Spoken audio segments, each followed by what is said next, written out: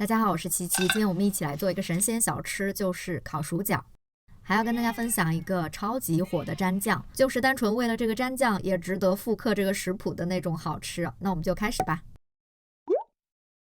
先来切薯角，其实薯角要想做好的话呢，还是有一些关键的步骤的。那我们就一点点看吧。接着就把它浸泡一下，去除多余的淀粉，然后就把它放入姜开的水中，大概煮个5分钟左右，捞起过凉。这步很重要，就是一定要把它晾干。这样的话，我们烤或者炸的时候才会比较的酥脆。然后就稍微放一点淀粉。这个神秘的酱汁的灵魂啊，就是这头蒜，把它顶部切掉之后包好锡纸，待会儿和薯角一起烤，那个香味儿真的是妙啊！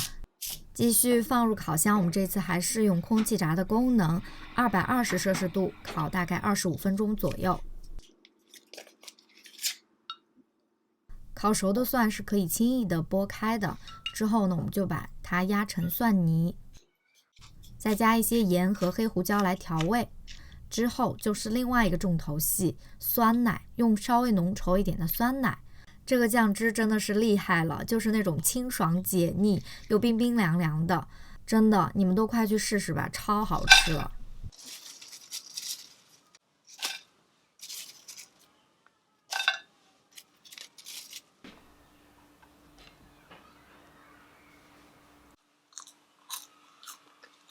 我感觉蘸着这个酱吃这个薯条真的是完全的停不下来，特别的搭。赶快大家都去做吧，不好吃算我的。也希望大家会喜欢，我们就下期见吧，拜拜。